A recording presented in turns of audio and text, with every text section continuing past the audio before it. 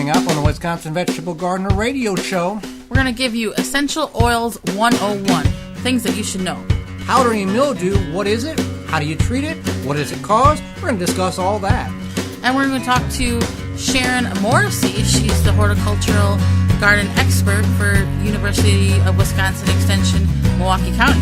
As well as your garden questions and our garden answers. All of that starts right now. Garden Radio's on the air. You're tuned in to the only vegetable gardening radio show in Milwaukee with your host, Joey Baird, who grew up in the country but now lives closer to the city, and Holly Baird, who has always been a city girl. Combined, they have over 25 years of gardening experience, who believe in simple gardening practices. A gardener for all gardeners, founders of the WisconsinVegetableGardener.com, where they created over 800 how-to garden videos to teach others how to grow more of what they eat. Join them for the next hour as they discuss vegetable gardening and more. It is the Wisconsin Vegetable Gardener Radio Show on 860 AM WNOV and W293CX 106.5. Wherever you may be listening, however you may be listening, whether through those particular stations, the TuneIn app, the Simple Radio app, the radio tab on the WisconsinVegetableGardener.com website, or anywhere in between. We are live in Milwaukee, Wisconsin. I am your host, Joy Baird. Beside me is my wife, co-host, best friend, and gardening partner, Holly Baird. The WisconsinVegetableGardener.com is your destination, now containing 970 plus garden-related videos, short, long format, all for your entertainment and educational purposes, as well as full-length and segments of this radio show in podcast form and in studio video. You can contact us in a variety of different ways during the show and after the show, but the reason why you're able to do that is because of great companies like Nasala Kombucha is the executive sponsor of the Wisconsin Vegetable Gardener Radio Show. Nasala is made in Wisconsin with local tea and natural herbs. Look for it in the refrigerator aisle at your local grocer. If you don't see it, ask for it, because if it's not Nasala Kombucha, it's not kombucha. Find out more at nasala.com. You can also contact us. Well, you can contact us during the show on the ivorganics.com 3-in-1 Plant Guard hotline. You can also email us at twvgradio@gmail.com or tweet us at hashtag TWVG. ivorganics.com. IV Organic 3-in-1 Plant Guard naturally protects plants against damaging sunburn, insects, and rodents, protects newly installed plants and trees, shields pruned and damaged surfaces for use on your roses, fruit and nut trees, ornamental trees, and shrubs. This product is non-toxic, environmentally safe, and organic. For more information, visit ivorganics.com, and you can call in at 414-444-5250. Well, there we go. You can do that, and you don't have to wait to the end of the show. We did have homework we wanted to get to before we get into the show. Last week we had a caller at the end of the show that asked us about their burning bush and their chi rose bush, why it was dying. I believe it was 3 years old, and it didn't come back this year, Holly. So we did some research, and we found out there's a couple of potential resolutions to the death of the plants. Right, so it could be voles attacking the roots. It could be rabbits eating around the base of the plant. Sometimes they might feed off of it during winter. It could be a lack of water, or it could be too much moisture. So unfortunately, it's kind of all those things. One thing you could do is you could certainly, if this continues to be a problem, if it's by a house, most of the time burning bushes prefer not to be near a building. They need to be further away from that structure. So move it away from there, because the moisture will tend to pool around that area a lot. So think about kind of where you're putting it if you choose to buy a new one. So hopefully that gives you some guidelines in which maybe you can narrow down the problems that you can maybe go back and go, well, maybe this was it and maybe that wasn't it. We do have a talk this week. Our late summer, early fall speaking series now begins to kick off. We start this Tuesday at Muskego, at the Muskego Public Library, where we will talk on basics of canning. Holly will kind of run that one. I'll kind of assist her on that. So come out, totally free. If you we're getting close to the canning season, so if you want to know about canning, if you've never done canning, or you're wanting to revisit some things, we will be more than happy to go over those with you. Again, basics of canning, Muskego, 7 p.m., Public Library, Tuesday night. And we do it, and we teach you the safe way, not the easy way. So keep that in mind.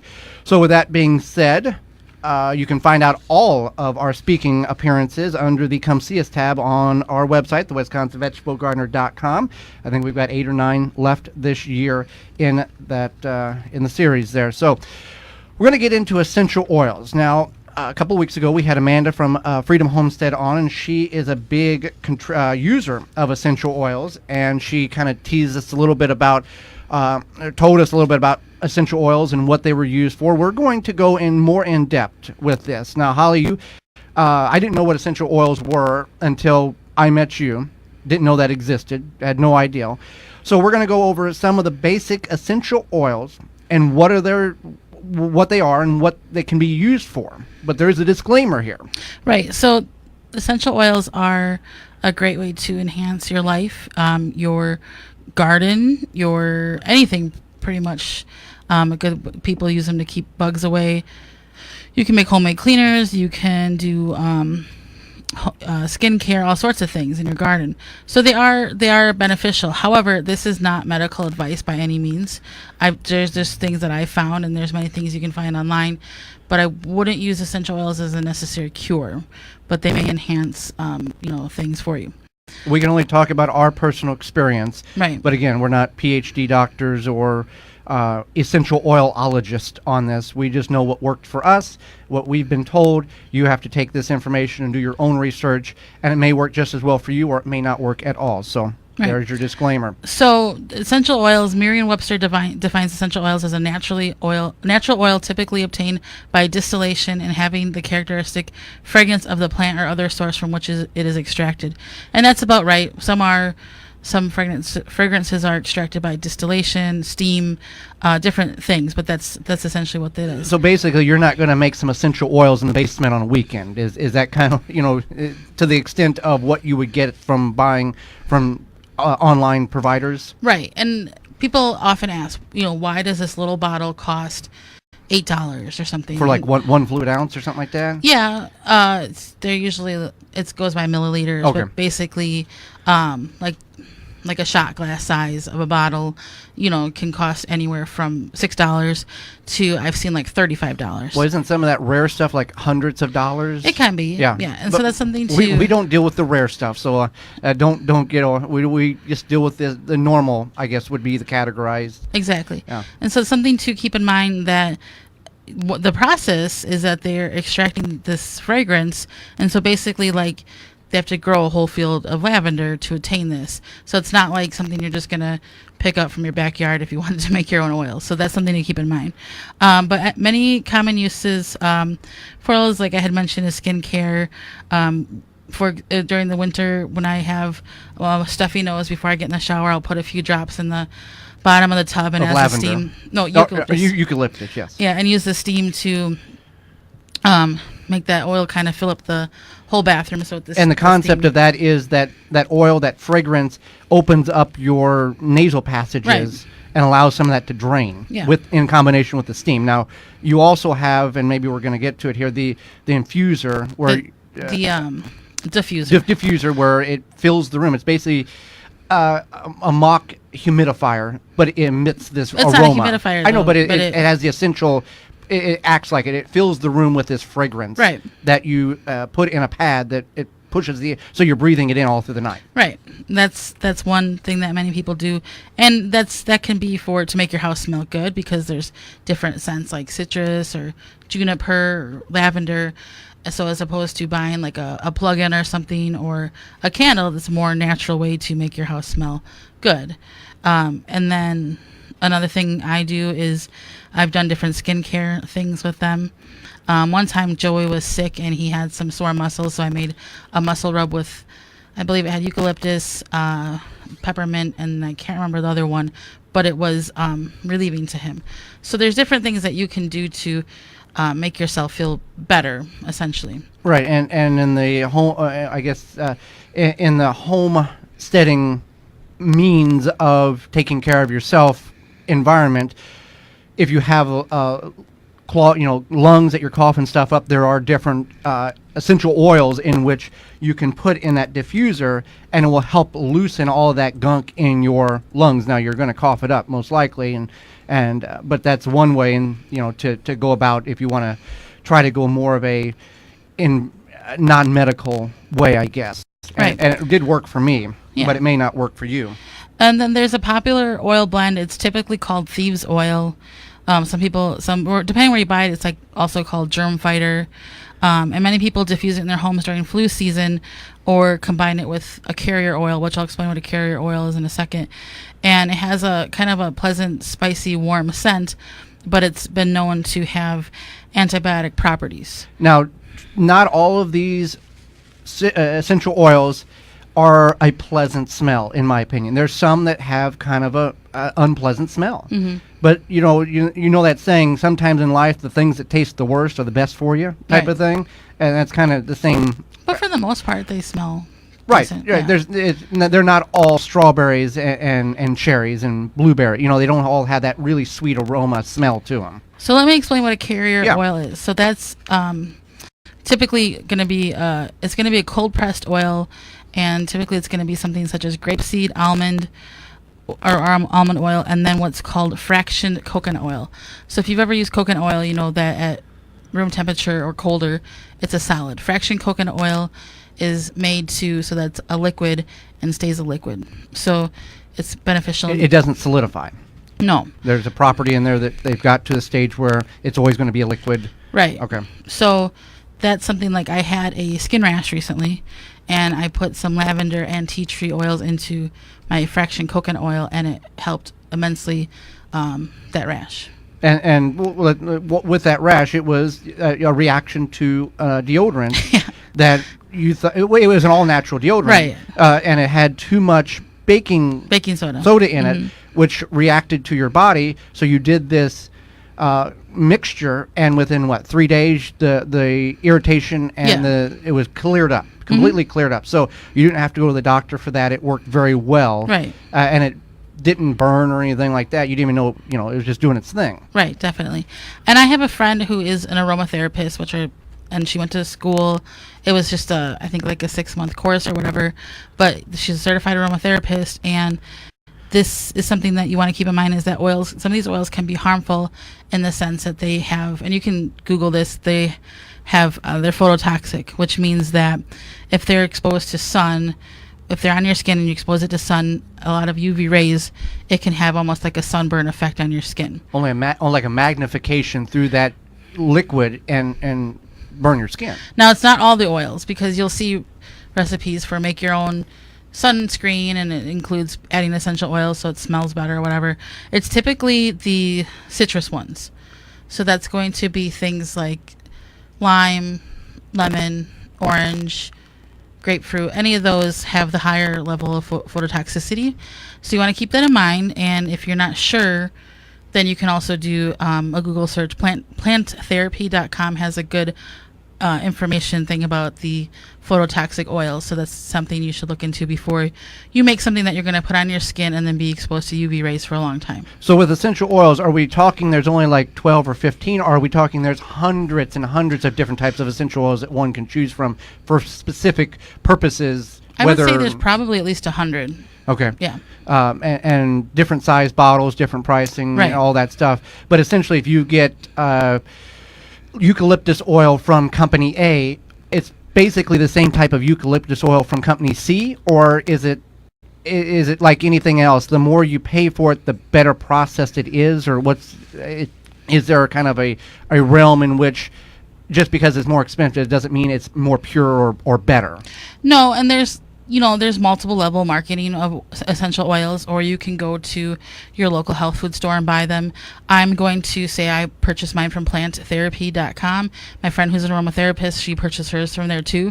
So, and I don't have to sign up for a kit or be a multi-level marketer. If you want one bottle, you can buy one bottle. Yeah, exactly. There's some of these, and you bring that up because some and of them... nothing against that at all, but this is just me personally. I don't have the time to try to deal with that. So Right. Some places you have to purchase a kit of 12 or 13 or 14 bottles, and when you only need that one 12 milliliter bottle of such and such, you've got all these other ones that you are not going to use. Exactly. So you want to do your research, and there's also charts online showing here's what this is, the varieties or the how to types, dilute it, how to dilute it, and what they are essentially you're using them for, and health-wise and garden-wise. Right, Yeah. and how to combine the oils as well. Right.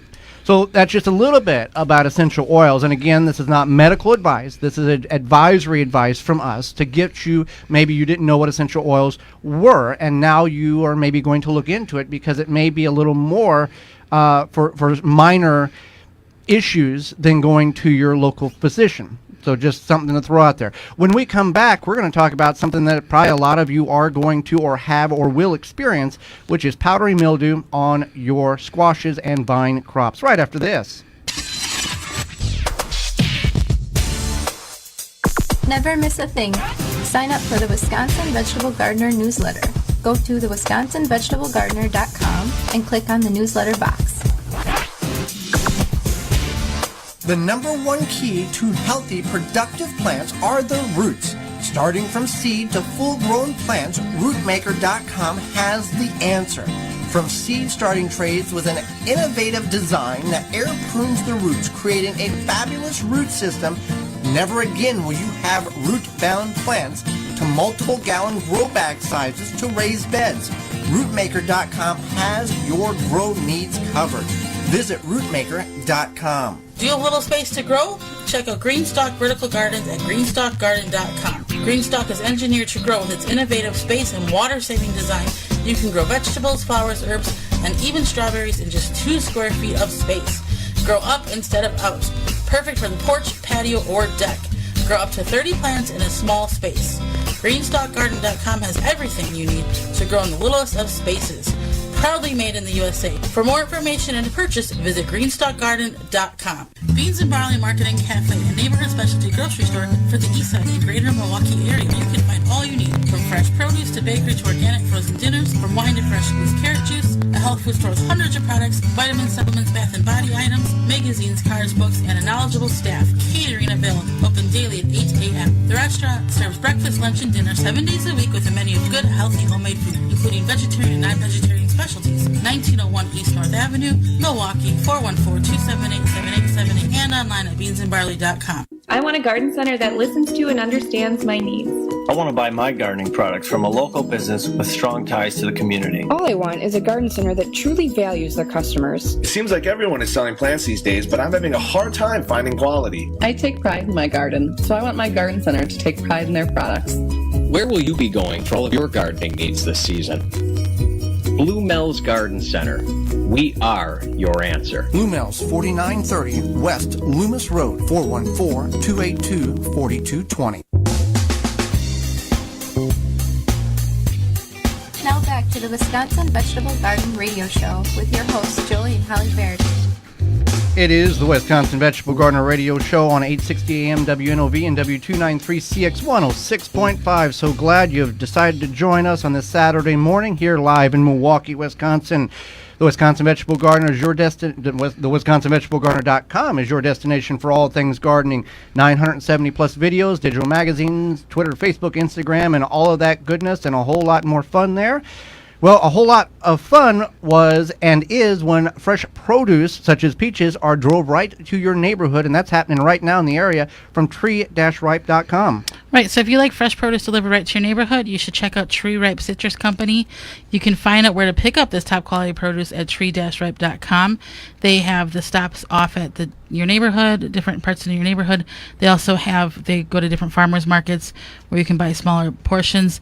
They have tasty peaches, juicy sweet blueberries, and fresh shelled pecans.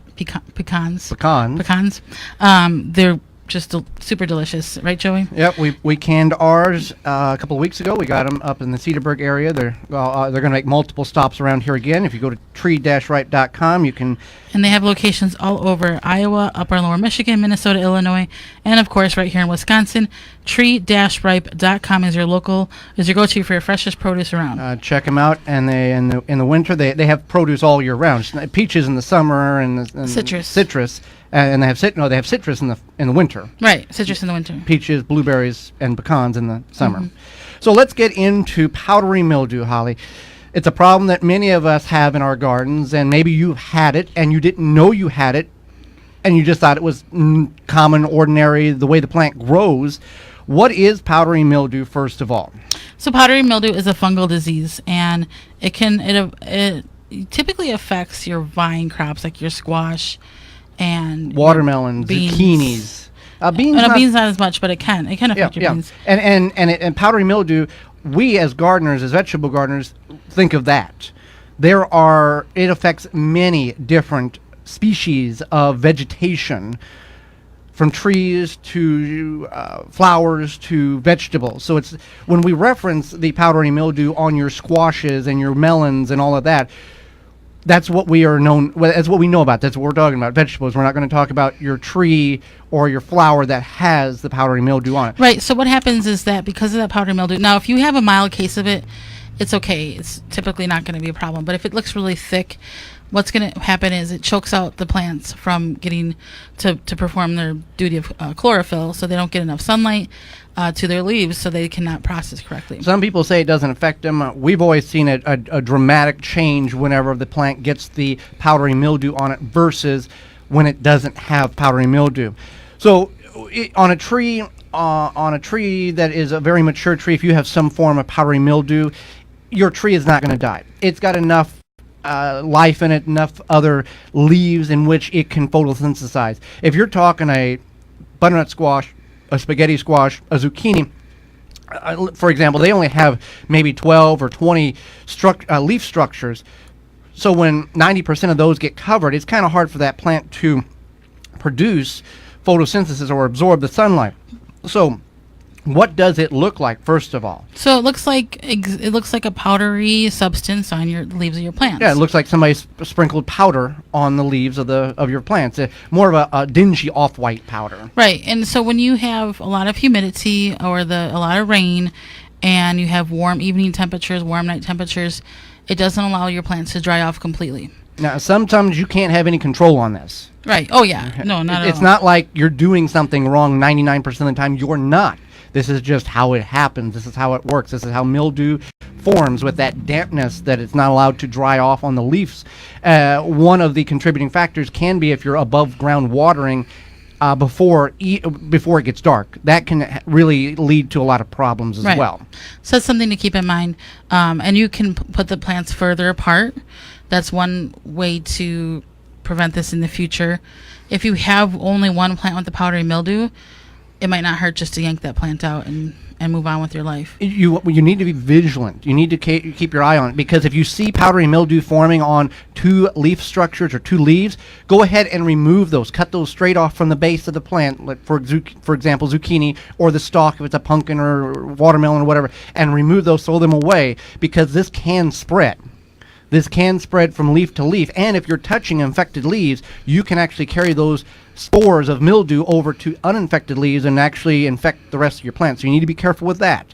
But you can remove about 20%, 25% of the leaves if you have a lot of them affected. Right. Now, we usually get this late September, early October, where you only have about 30 days left of the grow season, and it's inevitable. You know you're going to have frost. The plant's going to die, so you just kind of let the plant do its own thing. But if sometimes you get it early, you can control it. And let's talk about some of the means in which preactive and reactive to the procedure of, okay, I have it or I might have it, so I want to try to slow it down or prevent it. So one thing you can do is you can, to basically, if you start seeing it, is you can use baking soda or also sodium bicarbonate. Baking soda is a great thing for many things, and definitely in this situation. Now, you could combine it with some water, or you can combine it with like a cold pressed neem oil, or a liquid soap such as like a Dr. Bronner's liquid, or a mild dish soap. What that does is that dish soap, everything you put in there allows it to stick on the plant leaf and eat away at that mildew, is what you're doing with these applications. There's a number of different home remedies that you can use on this. If you're going to go with a neem oil, you want a cold pressed neem oil. Mm-hmm. That's what you're wanting to look for. migardener.com has that available if you're looking for cold press. You just don't want to go to the big box store and buy neem oil, because they have taken all the goody stuff out of it, and really it's ineffective. So cold pressed neem oil if you're going to purchase neem oil for any gardening application there. So you can use mouthwash, and you want to use the generic ethanol-based mouthwash, the stuff that is I mean, you feel it when you use it in your mouth. That's for sure. And what that does is it helps eliminate. And if you're applying it, you water it down a little bit. But when you apply it, you don't want to apply it to the super new foliage. You want to apply it to the stuff that is more affected. And that's typically the older Right. leaves there. Now, in order to find this, all this information, you can go online and search for Powdery Mildew and Growing a Greener World. And this article will come up that's written by our friend Joe Lample. He's been a guest on the program. He's got a great article with that. So other things that we can do here in order to control, reduce, eliminate the powdery mildew, Holly, is, you got sulfur and lime sulfur. A direct contact sulfur prevents the disease spores from developing. Vinegar. So some of the stuff you're going to have in your house anyway, like the baking soda, possibly the mouthwash, the vinegar. You may not have neem oil, but you can make it effective, like we had mentioned with the soap, to add to the water. And then what else do we have? Oh, and the milk. We tried this. And it didn't eliminate it, but it did slow it down enough to where the plant could finish out its lifespan before, and it was done by the time the frost hit. And now with this, if you have or you're seeing powdery mildew, you don't want to go, well, I'll get to it on Saturday or I'll get to it on Tuesday when I'm off, because by then the plant can be completely infected and coated with powdery mildew. It is not something that is slow to transfer from leaf to leaf. This can happen in a matter of hours with the infection of powdery mildew. Right, and ironically, one of the suggestions here is water, and it's kind of like that fighting fire with fire type situation where you're using it to prevent those spores from continuing to form. This is something you would do early in the morning, get that water on there so the spores stop forming, so that the sun and the heat of the day can help dry it out. And that's the thing. You want to disrupt those spores, break them apart, cover the leaf so you're not, you don't have any issues with that spore allowing that environment to exist for mold and mildew. Mildew is basically a form of mold, and that's what happens whenever you go and you don't do this correctly. Right. Other ways, powdery mildew, you can buy plants that are mildew resistant. Those exist. And you want to identify the type of mildew that you have, powdery mildew. There are some plants, some zucchini plants, that look like they have powdery mildew, but the actual structure of the plant leaf, that's the way it grows. That's the way it actually is. It has like light, whitish kind of areas on the leaf, so it's not powdery mildew. Some are just completely green as can be, and other ones have greenish spottiness, white areas. So know your plant and the variety in which you're growing so you don't misidentify that. Let's see what else. That's pretty much, we've covered pretty much everything we can cover. And again, if you're not certain that you have powdery mildew, and we're talking about vegetables here, you can do a image search. Right. One thing I want to mention real quick, if you're going to use the vinegar or the mouthwash or anything that's possibly acidic, is you want to be very careful when you use it, because if you get that on your soil, obviously you're not going to spray a ton on your soil, but if you spill a lot or something, it can be harmful to the microbial life in your soil. So keep that in mind when you're spraying it or whatever. Just don't overdo it. But definitely, if you're going to mix it up in a part of your garden that you don't, where the soil doesn't really matter to you. And a lot of times it's not the cause that you're doing to the plant, but sometimes it is. And again, watering in the evening can make a difference with that water on the leaves and not being able to cool or dry out. Now, if you're on a drip irrigation system, that's a totally different deal. Well, it's summertime. We've got grass to mow. Maybe you don't like to mow grass. Maybe it's not a fun thing. I know your sister, it's not a fun thing for her. She'd much rather, dig a ditch somewhere than mow grass. But Aaron's can help you out with that because they have the right equipment that can get the job done and get it done correctly. Do you hear that? That's your neighbor shaking in their grass-stained shoes because Aaron's is about to help you step up your grass-cutting game. Your name is on the mailbox, so the Aaron's name should be on your mower. Heavy-duty steel construction, smarter, smoother controls, professional cutting performance. The only thing we love more than the smell of freshly cut grass is a sweet taste of victory. Aaron's. It comes down to this. Visit aarons.com to find your local dealer for lawn and snow removal equipment. When we come back, Sharon Morrissey will be with us. She is a horticultural teacher and casual gardener from Extension Master Gardener Volunteer right here in the Milwaukee County. We're going to talk about Japanese beetles, the jumping worm, and a whole lot more right after this.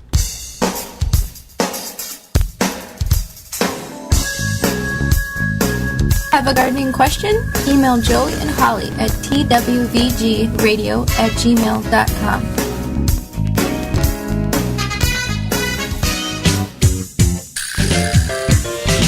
Oh, yeah. What you say? You say Nasala Kombucha. It'll put some glide in your stride and some pep in your step. Nasala Kombucha. Yeah. Nasala Kombucha makes your body happy. Nasala Kombucha makes your body smile. The River West Co-op Grocery and Cafe is proud to support the Wisconsin Vegetable Gardener and a lot of other Wisconsin growers as well. The co-op offers a wide range of local and organic produce in their store and on their cafe menu, from apples to yogurt and everything in between. Open 7 a.m. to 9 p.m. weekdays, 8 a.m. to 9 p.m. weekends at the corner of Clark and Frackney in Milwaukee's River West neighborhood. See what is in store and check out the Co-op Cafe's delicious vegetarian menu at riverwestcoop.org. Mycorrhizae is a beneficial fungus from plantsuccess.com that will greatly increase your plant's germination, ability, and a healthier root structure. You can increase seed sprouting, root growth, and general plant germination. Mycorrhizae can be used with hydroponics, root cutting, seed sprouting, coco coir, and soil. Plantsuccess.com carries powder, granule, and tablet forms of mycorrhizae. Increase the level of mycorrhizae in your soil for your plants to give them the optimal opportunity to produce an incredible harvest. For more information and to purchase, visit plantsuccess.com. Garden seeds do not have to cost a fortune. Just 99 cents at migardener.com. With over 300 varieties of non-GMO, heirloom, and organic flower, vegetable, and herb seeds available year-round, pay less and get more seeds. Shipping as low as $2.50. That just makes sense. Go to migardener.com for seeds and gardening needs, tools, and special blend fertilizer. migardener.com. It's that simple. Family owned and operated. Now back to the Wisconsin Vegetable Garden Radio Show This is not a drill. with your hosts Joey and Holly Baird. It is the Wisconsin Vegetable Gardener Radio Show, the real deal, right here live in Milwaukee. The WisconsinVegetableGardener.com is your destination for all things gardening: Twitter, Facebook, Instagram, digital magazines, and a whole lot more. Well, Blue Mel's has everything that you need for your landscape and garden needs, and they can be found at Blue Mel's can be found at 4930 West Loomis Road in Greenfield, but they have been around since 1955. They're family owned and operated. The business owner actually works in the building, and no matter the size of your garden need, they can supply and surpass all of your garden needs. They have a wide variety of plants, garden supplies, and a very knowledgeable staff.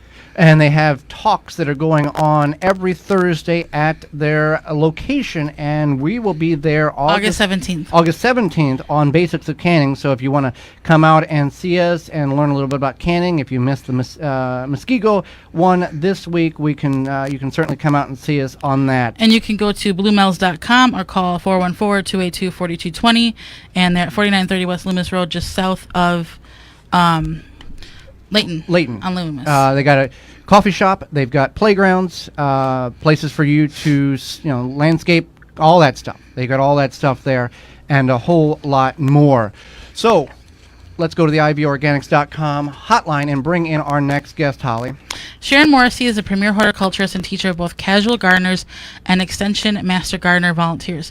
She is the consumer horticultural agent for the Milwaukee County University of Wisconsin Extension. She's regularly featured on local media, most notable for 19 years of segments of In the Garden on Fox 6 TV Wake Up News Show. Welcome to the program, Sharon. Well, thank you very much. Well, thank you for taking time out of your day to share some of your knowledge with Holly, myself, and our listeners. I'm always happy to do that. So I want to start out with this. What is the importance of having a university extension in your county? What is the core purpose of a university extension office? Well, the mission of UW Extension is all educational. They call it extension because we extend the research of the university to people so that they can use it, people in their communities, people in their homes, and for their lives, and in this case, for gardening. So it's an educational-based program that's based on university research entirely, and it's in many different subject areas, horticulture and gardening being just one of those. There's an office in every county, so everybody has a county extension office that you can work with, and they provide programs and information. It is a federal, state, and county partnership, and it's sort of like the county education department, and it's tailored to the needs of that specific county and the communities and the people in that county. So I think it's a really important way to get good, reliable information and additional education. Okay, great. There is a new invasive species called the jumping worm. What is it, and what do consumers need to be aware of before they purchase soil in the state of Wisconsin? Yeah, jumping worms are becoming a real scourge. People are pretty alarmed when they find them in their yards. They're not earthworms. We'll start with that. And you never have just one. They are in large groups, and they squirm like crazy when they are disturbed. And so we're calling them crazy worms than jumping worms. They do move around very erratically when they're disturbed. And they're also always found just below the soil surface. They don't go down into tunnels and come back up like our regular earthworms do. They come into your yard with soil in containers of plants that you've purchased from other locations, from plants that you have shared from other gardeners, and also in some of the bulk nursery products like mulches and soils. And it's often very difficult to detect that they are in those products. So a lot of caution should be used when you're purchasing those kinds of things, and even when you're bringing in new plants into your yard. Really check the root system, check the soil that's in the pot and with the plant. Like I say, they're on the top of the soil surface. They eat all of the organic matter out of the soil, and the soil ends up looking like coffee grounds. So it's really distinctive when you've got them. They look a lot like our usual earthworms, but they do have a lighter band around their body than earthworms, and that band is flat with the rest of their body, whereas our earthworms, that band that goes around them is raised, kind of raised. The biggest problem is that there's nothing you can do about them at this time. Digging that soil out and removing it won't do it. You often move them from place to place in your own yard by working in that soil, and you contaminate your tools. You'll end up having some of the very small worms, the larvae, on your tools. And in the spring, it's especially difficult because they're so small, you can't really see them. And all that's there are the cocoons that overwinter. The adults die in the winter. So it's just something to really be aware of. Be very careful when you're bringing things into your property. And for the time being, if you do discover that you have jumping worm, be very careful not to transmit it to other areas of your yard or other people's yards. Clean your tools off really well, and even your shoes and your boots where you've been working. And wait. The research is ongoing, and hopefully we will find a way to control them. Do you know if there's any known cases in the southeast Wisconsin area or the Milwaukee County area at this point? Oh, yes, definitely. Okay. It's in many places. People who have absolutely no idea that they have them, and then they learn about them, and they start working in their soil, and lo and behold, there they are. And once they get done with the organic matter in the soil, they start eating the roots of the plants, correct? Well, they actually don't eat the roots of the plant, but they take so much out of the soil that the plants can't thrive. Okay. The roots can't thrive. So that's how they do damage to the roots. It's just by their feeding on the organic matter all around the roots. The soil is absolutely amazing when they get done with it. It really, truly looks like coffee grounds. Okay. So one more commonly known invasive species is the emerald ash borer. How does it spread, and what is to be done if you think you have it? How do you prevent spreading? Well, emerald ash borer has been in Wisconsin for, I think it's been 8 years now, and it is pretty widespread. I think there are some counties that still have not reported emerald ash borer, but we figure it probably is in most of the counties, because by the time it has been found in any other counties, it has been there for quite a few years. It is a metallic beetle, and that beetle lays her eggs on the bark of ash trees. The egg burrows into the trunk, and then the larva burrows into the trunk, and then the larva feeds just under the bark, and that happens to be the tissue that conducts all of the nutrients and water for the tree, and it eventually dies from that. It is spread through firewood. When you move firewood from one place to another that doesn't have emerald ash borer, you are spreading the emerald ash borer in many cases. So how to prevent it from spreading is to not move firewood. They have certified firewood providers in locations near many of our camping areas in Wisconsin, and those then are the ones you should use to purchase wood. And then don't bring wood back into our county. What do you do if you think you have it? Well, you have to make a decision. It may be that the trees that it's attacking aren't all that important after all. It does cost something to take care of the trees and to manage them, and you have to decide if you want to put that investment into those trees. So determining the most valuable trees on your property, and then trying to save those. If you notice that the canopy of the tree is thinned out during the middle of the growing season, like right now, to the point where it's only about 50% filled out, it probably is too late. So you kind of keep your eye on the tree and over the years watch what it's doing, and if you start to see some of the symptoms, which is a thinning canopy is one of the most obvious symptoms, then it's time to make that decision whether you want to start treating or not.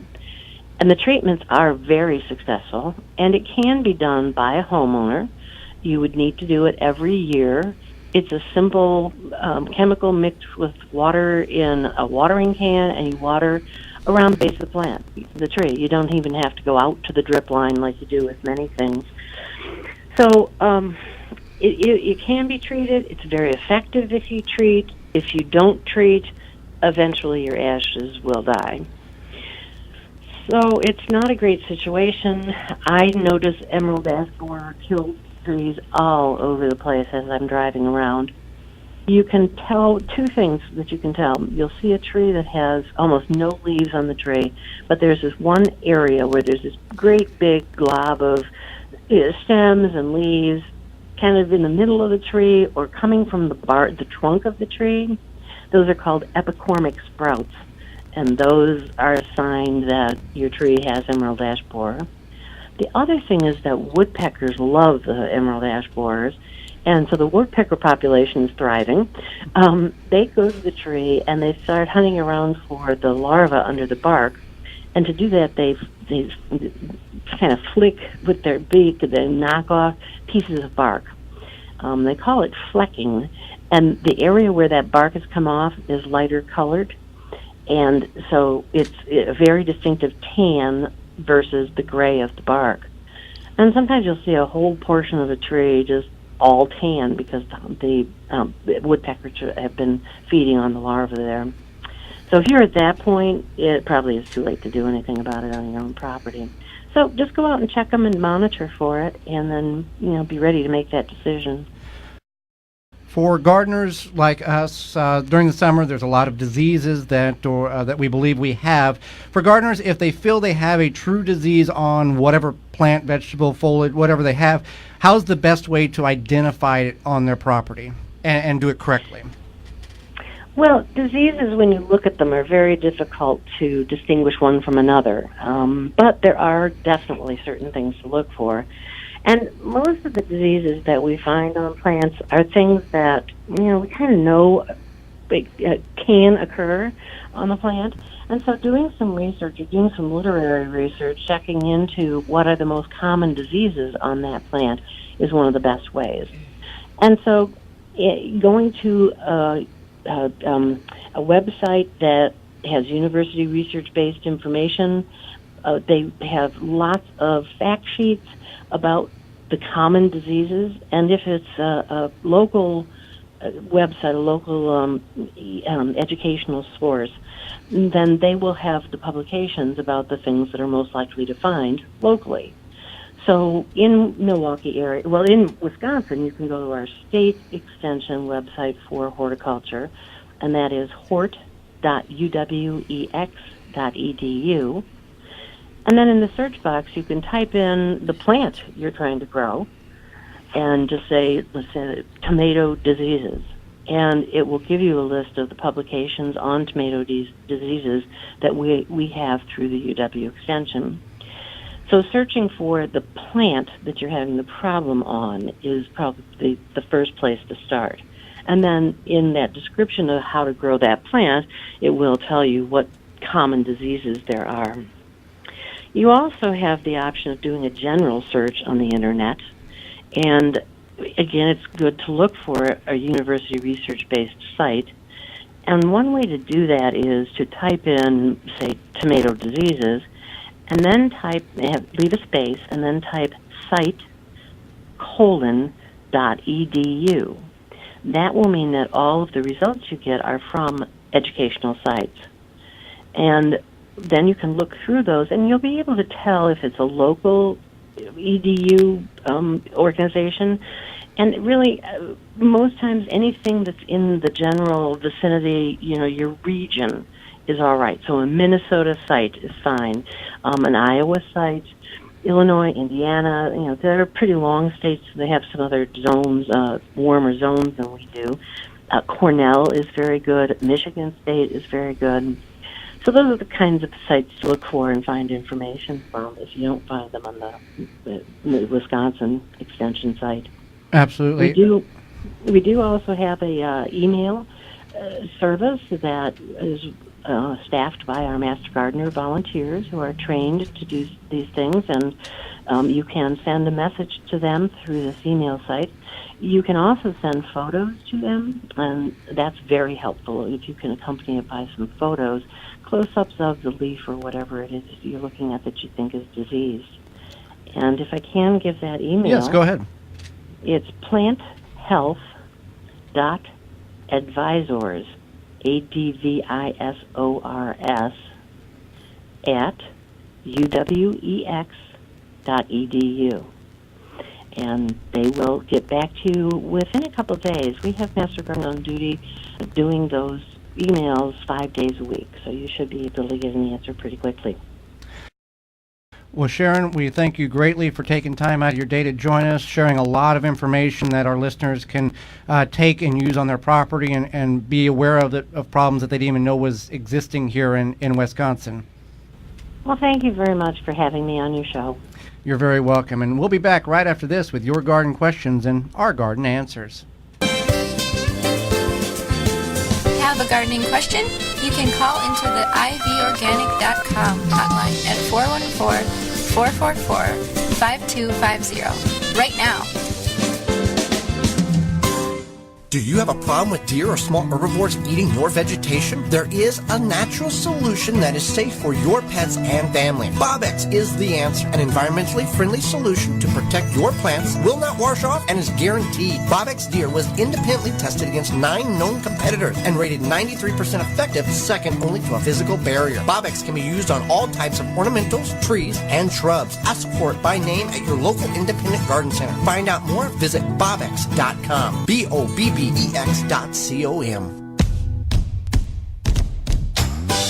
International Food Selection at Woodman's is more than just salsa and soy sauce. We stock a huge selection of foods and ingredients from all over the world. Whether it's Asian, Latin American, European, or Middle Eastern, Woodman's has it. Plus, each store has its own unique selection. With Woodman's, you don't need to visit multiple stores to get what you need. We have everything you need under one roof and at a great price. Hodgson Mill, 125 years of experience producing stone-ground organic flour and cornmeal made from premium quality whole grains. Family-owned company, continual standards that are non-GMO, organic at the highest safety levels, offering a wide variety of flours, pasta, baking mixes, flaxseed, and more, even kosher and gluten-free options. Found at most local grocers like Woodman's. For more information and recipes, visit hodgsonmill.com. That's HODGSONMILL.com. Hi, I'm John Lewandowski, Retail Manager of Blue Mel's Garden and Landscape Center. Now, I'm not going to tell you about our awesome dome-grown plants, our beautiful pottery, or our 40 varieties of landscape materials. What I am going to tell you is that Blue Mel's is a local, independent, family-owned garden center that truly cares about your garden or landscape project. So if you're looking for that one garden center that actually cares about you, come to Blue Mel's Garden and Landscape Center. We've been treating our customers like family since 1955. Blue Mel's, 4930 West Loomis Road, 414-282-4220. Now back to the Wisconsin Vegetable Garden Radio Show. You didn't mention that I was a sailboat trailer expert. Oh, yeah. We're coming here, and there was this trailer, and I didn't know what it was. And I said, oh, that's a sailboat trailer, which I didn't know that you had any knowledge of sailboat expertise whatsoever. Well, I've grown up by water my whole life, so I know things. Well, I know tractors, so there you go. Okay. With your hosts, Joey and Hallie Baird. The WisconsinVegetableGardener.com is your destination for all things gardening. It's the Wisconsin Vegetable Gardener Radio Show with the sailboat trailer expert, Holly's over there. Before the WisconsinVegetableGardener.com, over 970 garden-related videos, Twitter, Facebook, Instagram, and a whole lot more. We're going to go to the IVOrganics.com hotline because we have a question. Caller, what is your question? Hi, first of all, you have a great show. Thank you. I would like to know which essential oils will help with pests in the garden, and I'll hang up and listen. All right. Thank you for your question. Thank you for listening. Bye-bye. Thank you for your comment. So there's a number of essential oils, and what she's referring to is, and I was going to, we forgot to mention this in the first segment, pests and pets in the garden. You can take, for example, peppermint extract and dilute it down and spray it around certain plants to mess up the sensories of bad bugs. Yeah, Go ahead. peppermint is huge in the garden for many bad bugs. Another one, so peppermint or spearmint. And pets, to keep animals out, too. Right. Yeah. Peppermint, spearmint, anything citrus is also good. And then even things like thyme oil or a cedar wood. So anything citrus, anything minty, and then cedar wood, so anything kind of woody. And you dilute it down into a spray bottle and spritz it over that area which you want to keep these animals, pets, and bad bugs away. Exactly. Okay, there you go. If you got a question, you can certainly call us on the IVOrganics.com hotline. And that's the Ivy Organic 3-in-1 Plant Guard. Naturally protects plants against damaging sunburn, insects, and rodents. Protects newly installed plants and trees. Shields prune and damaged surfaces for use on your roses, fruit and nut trees, ornamental trees, and shrubs. This product is non-toxic, environmentally safe, and organic. You can visit ivorganics.com, or you can call them right now to 414-444-5250 with your question, and stop telling people I'm a sailboat trailer expert, because somebody's going to call and ask about their sailboat trailer. You're the one that brought it up. If you don't, if you forget or you don't have a question now and you have a question later on in the week, you can certainly email us at twvgradio@gmail.com, twvgradio@gmail.com. You can visit us at our Facebook page, the Wisconsin Vegetable Gardener, or just tweet us using hashtag TWVG. And if you do have a disease problem that you would like us to try to identify, supply a photograph. That makes the job a whole lot easier on us. And right. So one thing, and we went over this in a video this week, is how to get rid of Japanese beetles. Japanese beetles are something that has recently, for our visualization, recently appeared here in Wisconsin in our garden. Now, maybe they've been around a while. I don't know. I'm from Southern Illinois. This has been a thing for years down there. So one thing you can do now is you can use a soapy and oil spray combination, much like for the powdery mildew. Another thing you can consider for next year's planting, chives, garlic, or catnip family plants to help keep them away from those plants. If you do decide to get a pheromone trap, don't put it in the middle of your garden, put it in the corner of your property so those stay away from your garden. Right. Let's go to the IVOrganics.com hotline. And caller, you have a question. Yes, I do. Go ahead. What's wrong with the bell peppers? All the leaves get brown spots and they fall off. Okay, bell pepper. What color does the leaves get? Yellowish and then they fall off, or they just stay green and they fall directly off? They change color slightly. Okay. Yeah. There can be a couple of situations with that. One, it can be overwatering or underwatering. That can be one. If there's no insects that you visually see under the leaves, then it can be one of the bigger contributing factors is too much watering or not enough watering. The plants like to stay damp, but they don't like to stay soggy. I know we've had a lot of rain. Yeah. And are they in containers or in the ground? In the ground. Okay, so you shouldn't have to. There shouldn't be an issue with lack of nutrition in the soil. If you're in a container, you would flush a lot of that out with water and rain. Yes. So I would just monitor them and try. Obviously, if it rains all the time, there's not a whole lot you can do, but keep it damp, but not too wet, and don't let them dry out. And the plants should come back without too many issues. Okay, some of them look like they might. But I went and bought a couple more later in the year, and when I bought them at the garden center, they had the brown leaves already.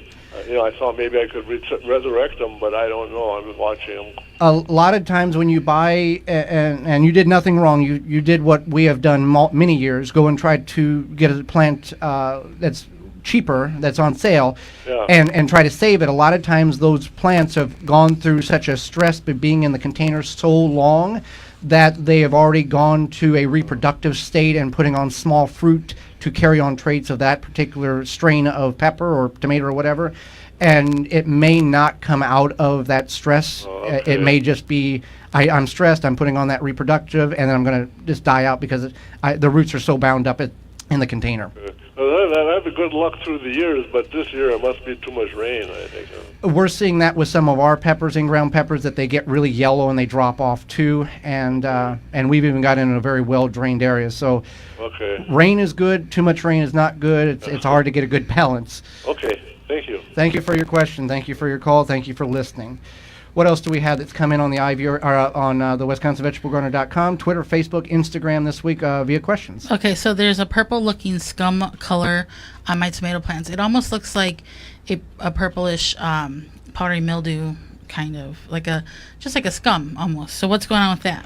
Well, that is the spider mites. That is what's happening. Now, we also have those on some of our Thai basil too.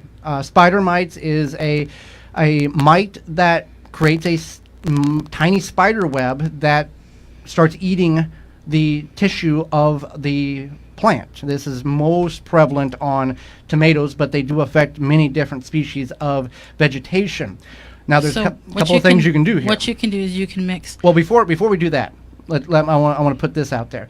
If it's in a small concentrated area on the plant, you can remove that section of plant, that leaf structure, up to 25%. Get rid of that first, then see where you're at, because there's no need to treating that area if you can get rid of that. You're still going to need to treat the plant, but if you can get rid of the worst area, then we can see what we're working with and throw that in trash, and now we can go ahead and with its application. Right. So what you can do is you can mix a mixture of 2 tablespoons of liquid seaweed and 1 tablespoon of molasses in 1 gallon of water. Mix it well, and then you want to spray the plants on the top and the bottom. And what this does is it toughens the leaves of the plants, and the spider mites will not be able to feed off of them as well, and they're going to go somewhere else. Now, liquid seaweed, it's a concentrated liquid form, which you can get, I believe Blue Mills has it, other garden centers has it, and you dilute it down into your gallon of water. And the molasses, just ordinary kitchen household molasses, will actually help stimulate some of the microbial life the good microbial life and bacteria on the plant to help strengthen those leaves. So do that every 2 weeks throughout the growing season, and that should reduce or eliminate the spider mites and actually allow your plant to grow better. So that was it. And that one came in. We understood that once we saw the photograph. That came in with a photograph this week, so we tried to describe it to you. So if you think you got spider mites, do a image search online, and you will know one way or another whether or not you have spider mites. We are sponsored by great companies each and every week. Nessala Kombucha is the executive sponsor of the Wisconsin Vegetable Gardener radio show. Nessala is made in Wisconsin with local tea and natural herbs. Look for it in the refrigerator aisle at your local grocer. If you don't see it, ask for it, because if it's not Nessala kombucha, it's not kombucha. You can find out more at nessala.com. Programming note, join us next week. We're going to talk about getting a new garden plot ready for next year, the easy way to get your new area ready to plant for next year, as well as we're going to go over some more debunking myths so you're not wasting time in your garden, as well as our guest. We have Tawny from Frugal Green Girl. She's a YouTube channel. She's got a lot of great advice on how to budget, save money, and how to realistically live frugally within your means.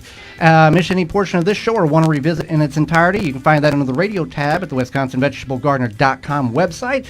Want to look for a specific topic or a certain interview, you can find that underneath the highlight tab on the WisconsinVegetableGardener.com website. We thank you so much for joining us today. We hope to see you next week. For Holly Baird, I'm Joey Baird, and we will see you in the garden.